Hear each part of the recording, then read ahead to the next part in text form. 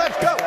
It's a Wednesday. Oh, now you know we're getting serious. Look at RC in the fit today. Looking awful good. D-Wood is ready to go. Legs is going to knock down some jumpers, some threes if you choose. Adam Schefter is ready to go this morning. Windy is ready to go. The draft is tomorrow. We have a ton to get to there, but let's start by running the floor. NBA action last night. Windy, let's go through the games. How did the Pacers tie things up in their East Series against Milwaukee? Pascal Siakam with 37 points, new career high. How about in the playoffs? How about this? He's the first player to open a playoff series with two 35-point, 10-rebound games since Wilt Chamberlain in '67. Dominant performance, gets the first road win for any team in the playoffs thus far. Still no Giannis. Legs, Minnesota, a dominant second half and beat Phoenix to go up 2-0. Does that series feel over? It does to me. I just don't know if Phoenix collectively is mentally tough enough, and I don't know if they're physically tough enough. This is a terrible matchup for them because of the defense of Minnesota Timberwolves. They pressure out on the perimeter, and they funnel you to all that size. You can't have three superstars, Greeny, offensively, and none of those guys are exceptional on a given night, which is what happened last night, as a result, down 0-2. The truth is, when the Timberwolves were healthy this year, they were the best team in the West. Finally, Windy, how did Dallas spoil the return of Kawhi and even up that series?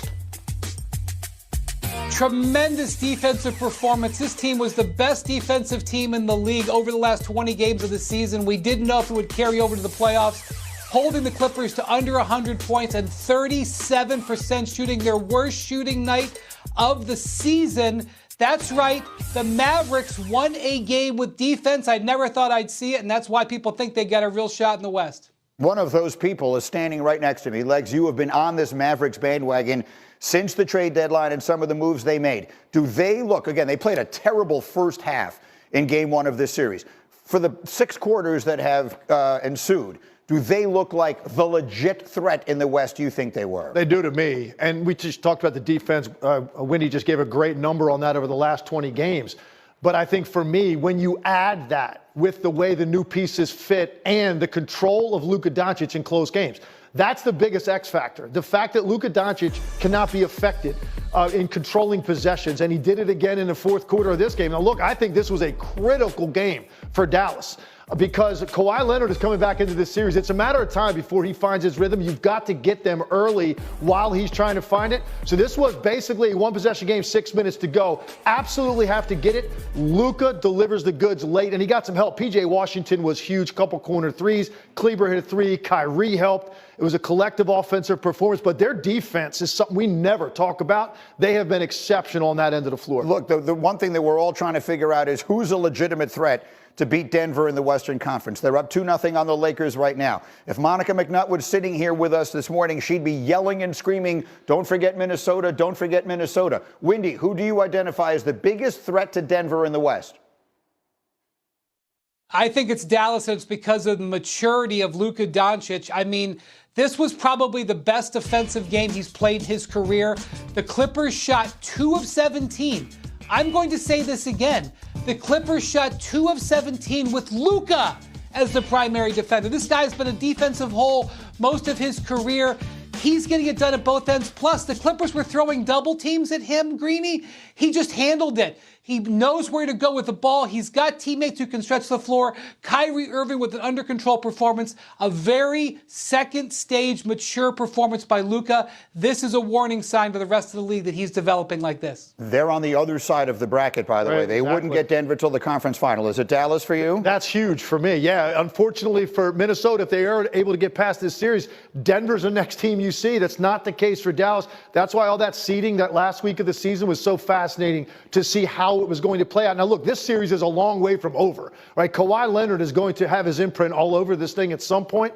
But for me, it's Luka Doncic. He separates the two teams because of his ability to get what he needs for his team in every big spot. We finally had some road teams win last night. Much more on the hoops as we go. But, of course, the NFL draft. David and Ryan back with you. It's the NBA playoffs, and the refs are letting them play. Fewer whistles, means fewer points, so we get games in the 80s and 90s.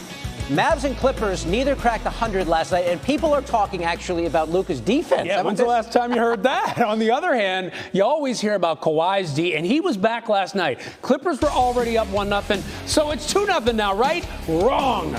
Because despite the clause return, Luka and friends putting the D back in Dallas to even things up. There's Kawhi coming back after missing the last 9 Clippers games with right knee inflammation. Squaring off against Luka and the Mavs, trying to even things up. First quarter, Luka. Step back, 3. 12 first quarter points for him. Mavs up 4 after 1. Second quarter, Kyrie. No one is more crafty than this guy. Look at that. In the paint, throws up the lefty floater, gets it to go, showing off all the athleticism. And Mavs were up 4 after the break. It's kind of like the Knicks Heat game from back in the 90s. Third quarter, 50-48 Mavs up. And look at Irving there to P.J. Washington, who hits the shot. Another highlight reel prey from Kyrie. Mavs up 5. Later in the quarter, Paul George the miss, but the call there to put it back.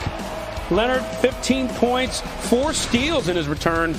Clippers up 66-65 after 3. So just over 7 to play in the fourth. Luka, a step back 3.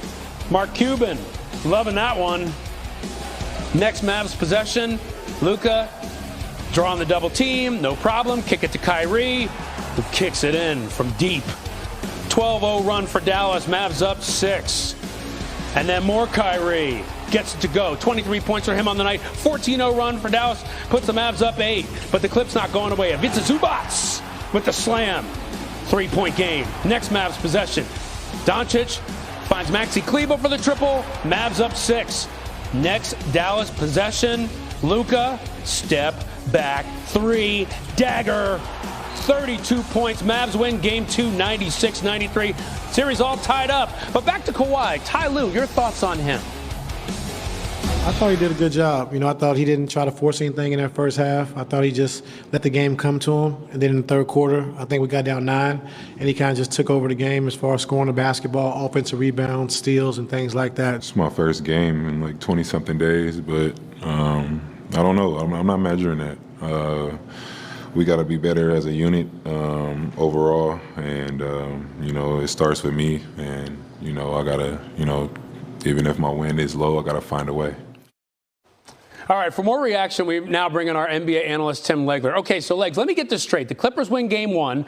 Kawhi Leonard returns after missing 9 games, plays 35 minutes, and they lose. What happened? Well, first, Ryan, let's go back to game 1 and really talk about how that played out. The Dallas Mavericks collectively could not have had a worse shooting performance across the board, while simultaneously the Clippers had a couple of guys going off, Zubac early and then James Harden throughout the entire game. You add those two things up, Clippers get a win in game 1. Now, let's go to game 2. Kawhi Leonard comes back.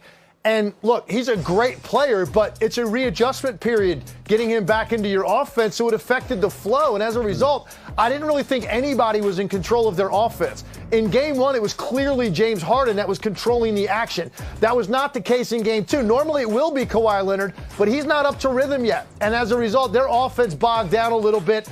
And Dallas, they controlled possessions. Luka Doncic really was in control of the game from the outset, and then they just got timely 3-point shooting in the fourth quarter when they had to have it out of some role players.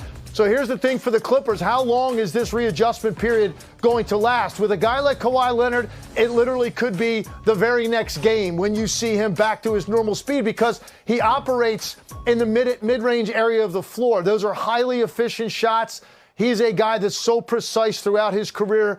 His stamina looked pretty good last night, which was a little bit surprising. So I think Kawhi Leonard's going to ramp things up sooner rather than later. But this is why it was critical that Dallas win this game early in the series before Kawhi Leonard hits his stride, because then it's going to be a little bit of a different story defensively for the Mavs. Yeah, he said he felt good, but he's got to get that rhythm going, especially with the rest of the team, because the Clippers, 93 points, tied for their second fewest this season. All right, Tim, hang out. David's got more for you.